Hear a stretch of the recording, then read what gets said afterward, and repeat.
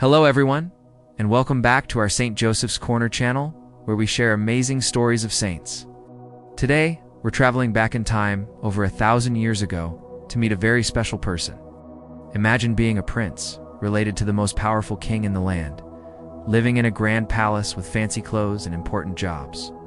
Now, what if you decided to give all of that up to become a gardener? Sounds like a fairy tale, doesn't it? But it's the true story of St. Adelard of Corbie. He was a man who had everything the world could offer: power, wealth, and royal blood. But he found his greatest joy not in a throne room, but in a simple garden, working with his hands and praying to God. So, get comfortable, and let's uncover the incredible life of the royal saint who traded his crown for a shovel and became a hero of humility. St. Adelard was born around the year 751 in a land that is now part of France. Now, when I say he was royalty, I mean he was really royalty. His grandfather was the famous Charles Martel, a legendary hero. His uncle was King Pepin the Short, and his first cousin was one of the most famous rulers in all of history, the great Emperor Charlemagne. Adelard grew up right in the heart of the action at the royal court in a place called Aachen. It was like living in the White House and Buckingham Palace all at once. He went to the best school, the Palatine School, and because he was so smart and trustworthy, he was given a very important job as Count of the Palace while he was still just a young man. This meant he helped run the day-to-day business of the entire empire. He was right there, beside his cousin Charlemagne, helping him make big decisions. Later, Charlemagne trusted Adelard so much that he sent him to Italy to be the prime minister for his son, Pepin, who was the king of Italy. So now, Adelard wasn't just a count. He was basically running a whole kingdom. He was a top advisor, a powerful statesman, and a key figure in the Carolingian Empire. He had it all: respect, influence, and a life of luxury. Most people would have spent their whole lives trying to get even more power, but Adelard felt a different calling. Deep in his heart, he knew that all the excitement of the royal court wasn't what would make him truly happy. He felt God was calling him to a quieter, more prayerful life. So, at just 20 years old, Adelard made a shocking decision. He decided to leave it all behind. He said goodbye to the palace, to his fancy titles, and to his life as a powerful leader. He traveled to a Benedictine monastery called Corbie Abbey. A monastery is a special place where monks live together to dedicate their lives to prayer and work for God. When Adelard arrived, he wasn't treated like a prince anymore. He was just another new monk, ready to serve. And what was his very first job? Was he asked to be an advisor to the head of the monastery, the abbot? Nope. Was he put in charge of the library because he was so well educated? Not at all. His first job was to be the monastery's gardener. Think about that for a moment. This man who used to advise kings and emperors was now spending his days pulling weeds, digging in the dirt, and planting vegetables. And you know what? He loved it. He found so much peace and joy in this simple, humble work. He would pray while he worked, feeling closer to God among the plants and the soil than he ever did in a crowded royal court.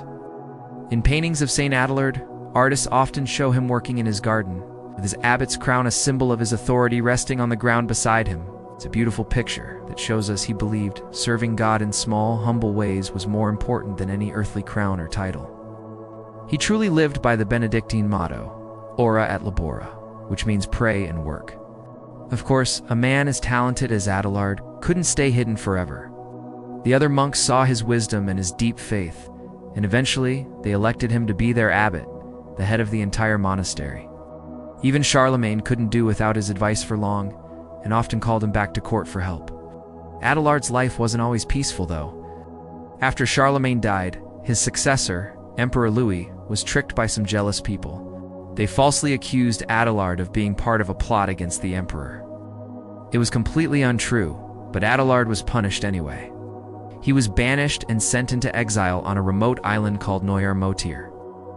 For 7 long years, he lived there, separated from his home and his friends. But even then, Adelard didn't become bitter or angry. He trusted in God's plan and continued to live a life of prayer and patience. Eventually, the emperor realized he had made a terrible mistake. The accusations were proven false, and Adelard was called back from exile in the year 821. He was welcomed back as a trusted advisor, his honor fully restored. But Adelard didn't use his return to seek revenge or gain power. Instead, he used his influence for good. Along with his brother Wala, he founded a brand new monastery in a region that is now part of Germany. It was called Corbie Abbey, or New Corbie. This new monastery became a great center for learning and for spreading the Christian faith to new lands, helping countless people for centuries to come. Adelard also had a deep compassion for the sick and the poor, and he used his resources to build several hospitals to care for them. Now for a fun and surprising fact about Saint Adelard. He has a special place in, of all things, the history of beer. In the records he kept for the Corbie Abbey, he wrote down rules about tithes, which were donations given to the church. In these notes, he mentioned the use of hops. This is one of the very first written records in history of hops being used in the process of making beer. So, every time someone enjoys a hoppy beer, they have a little connection to this gardening saint. It's amazing how history connects in such unexpected ways. In the year 827, after returning from a trip to his new monastery, Corbie, Saint Adelard fell ill. He passed away peacefully on January 2nd at the age of 73. Because of his deep humility and his love for working the land at the monastery, he is known today as the patron saint of gardeners. So if you have a garden, or even just a little potted plant, you can ask Saint Adelard to pray for you and your green friends. He is also the patron saint for people suffering from fevers, since it's believed he may have passed away from an illness like typhoid. He was officially recognized as a saint by the Church in the year 1026. So, what can we learn from the incredible story of Saint Adelard? His life teaches us a powerful lesson about humility. He shows us that it doesn't matter what your title is or how important other people think you are. True greatness comes from serving others and serving God with a humble heart. Whether you are a prince or a gardener, a CEO or a student, you can find holiness in doing your work well and with love. And Adelard reminds us to look for happiness not in power or fame, but in quiet service, in prayer, and in finding the extraordinary in our ordinary, everyday lives. He traded a life of worldly importance for a life of eternal significance. Thank you so much for joining me today to learn about the amazing Saint Adelard of Corbie. I hope his story inspires you as much as it inspires me.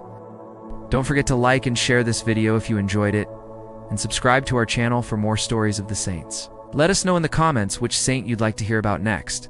Until next time, take care everyone, stay healthy and hungry for holiness, and God bless you always.